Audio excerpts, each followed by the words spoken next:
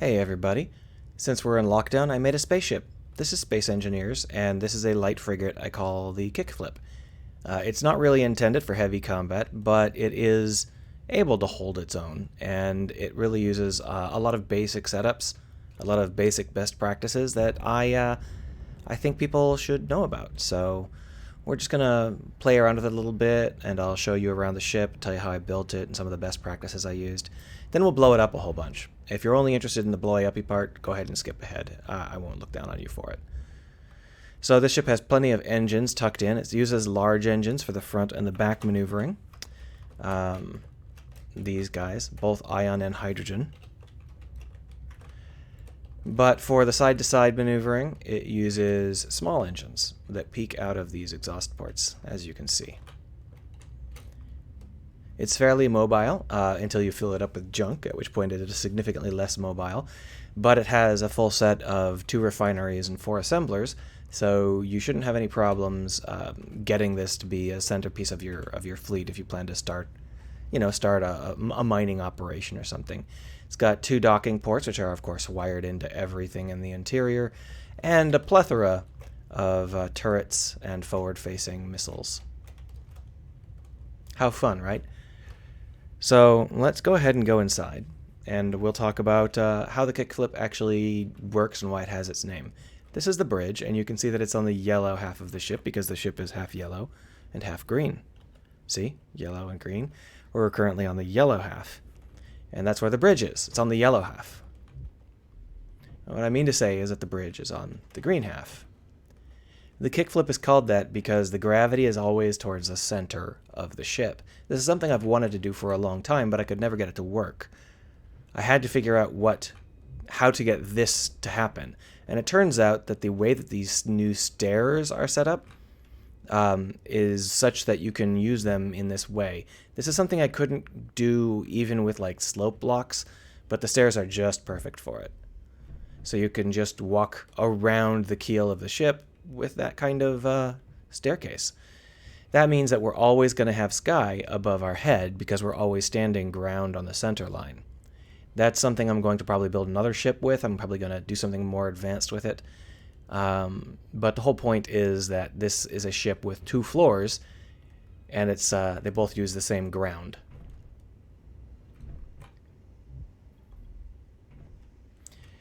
So here are our double jump drives. It's a very lightweight setup. I normally go with way more jump drives. I put the jump drives in the center of the ship as best I can most of the time because if you have a charged jump drive, whatever else happens, you can always jump away. In this case, the jump drives are protected by the bridge and the doors here and this airlock setup. So they're fairly well protected. They've also got a refinery and a pair of assemblers above them, blocking them from being too badly damaged from the top or the bottom. Because we've got another set of refineries on the other side. Here we are. Yeah. It doesn't matter too much if the top half of our ship gets blown away, whatever you're considering the top half, because the other half still has a functional refinery and assembler set. Over here we've got crew quarters. There are 4 crew quarters just like this one. You might think this is a waste of mass and space, but it's just armor. It serves to protect the core of the ship from whatever happens to be coming your way, whether that's an asteroid or bad piloting or an enemy vessel.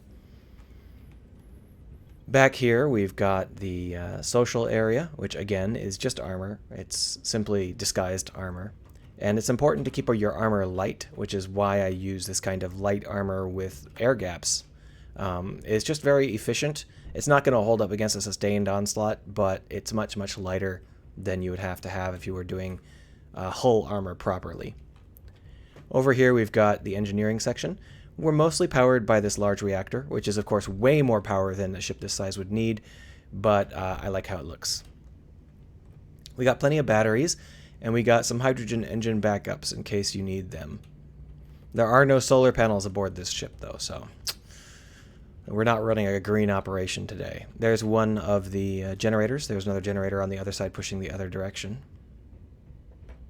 And in the back, we've got our medical bay for your resurrecting purposes. And of course, if we go to the other side of the medical bay, we got the cryopods. So that's the extent of the ship. As you can see, it's not hugely complicated. It's a very basic setup. I wanted to get this keel situation running. I wanted to get this flip kick going because I'd never managed to do it very well before. But I also wanted to show you some of the best kinds of layouts you can use to get survivability out of your ship without making it appear to be a warship.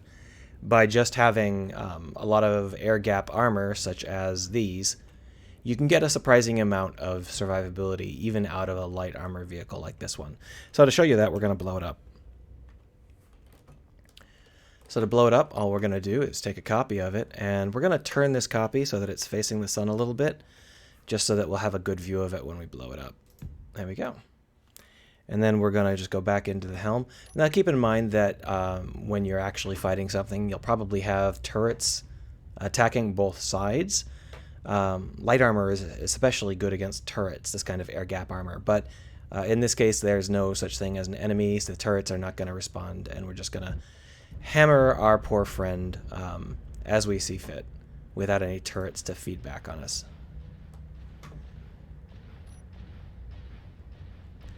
Now, if you've never played Space Engineers, or you're not familiar with large ship combat, you may not be aware of how much firepower we just threw.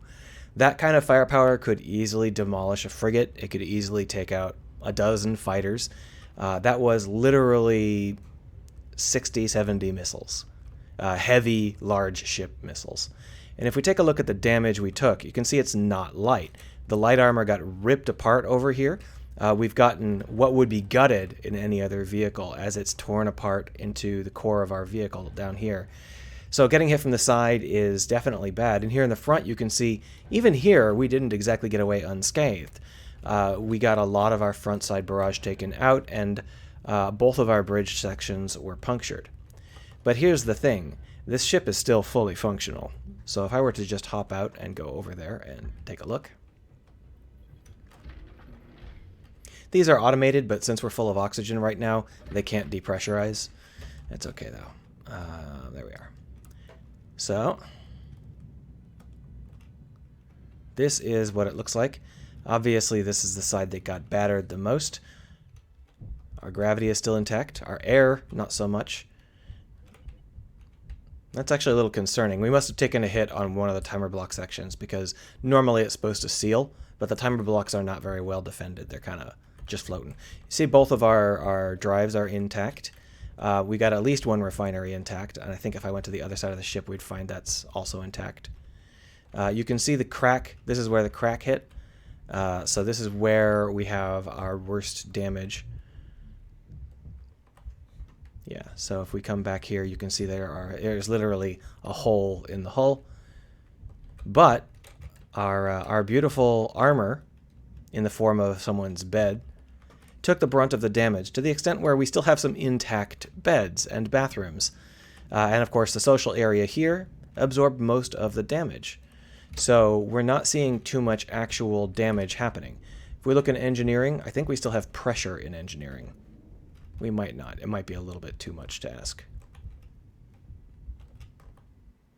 No, we don't have pressure in engineering. We probably blew out a window or something somewhere. But we don't have any damage in engineering. Everything is still intact. I do see a little bit of fire, so maybe there's something on the lower deck that took a little bit of damage. I don't know. I can't see any damage, but there's still flickering like there's fire. And then, of course, in the back, our various medical things are still fully functional. So if we wanted to drive this thing around, there are a number of secondary piloting areas, like, say, this one. And this one doesn't have the weapons set up right away, so we'll just put them in place. There we go. So with that in mind, we can go ahead and get ourselves some retribution.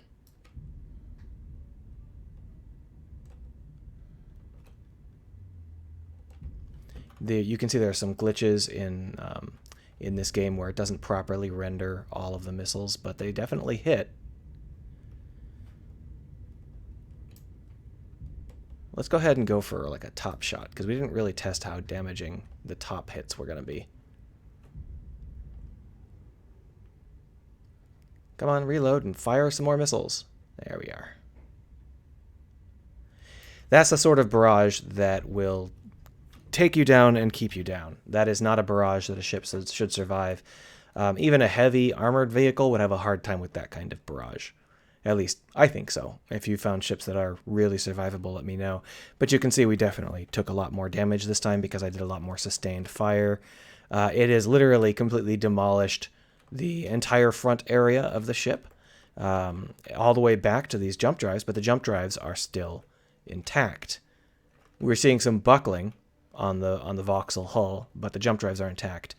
And most of our gear here is intact, mostly by accident, so we could definitely rebuild if we had to. So there's not really a whole lot of now we're dead damage. We can warp, we can refine, we can assemble. If we look at the reactor room here, it's completely intact. I don't see any damage. There's some flickering on the walls, but I think that's from damage above. Yeah. We definitely took some damage to some of our hydrogen tanks, and this ship does not have a whole lot of spare hydrogen, but we are completely functional. I could warp back over into this ship and fire its weapons against the ship that we're in right now, back and forth forever. There's really no stopping a ship that's built like this. The ship that's built like this can just keep going. And by keep going, obviously, you can keep going regardless, because the way that this game works, you're unlikely to actually lose control of a vehicle. But a vehicle built like this can keep going in that it still has... Well, it doesn't have any more weapons, I don't think. Let's find out. Oh my gosh, it still has weapons. It still has weapons. It still has full power generation capabilities. It still has full orthogonal movement. It still has full maneuvering. It still has full jumping capabilities. It is a fully functional vehicle. You can still refine and assemble. I wouldn't try and land on a planet with the ship looking like this, although it looks cool, doesn't it? Look at all that on fire stuff. Yeah, this particular vector is not so great. I think we've only got 2 engines pushing us up. But it's pretty nice in terms of the kinds of damage you can just shrug off if you build your ship like this.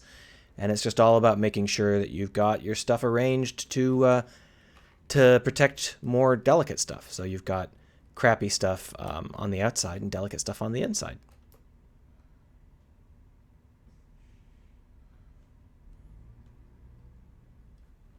I mean, I could sit here and chop away at these ships for a couple more days, but I think that's probably convincing enough. If you wanted to play around with this ship, feel free. If not, well, do something else. Have a good one.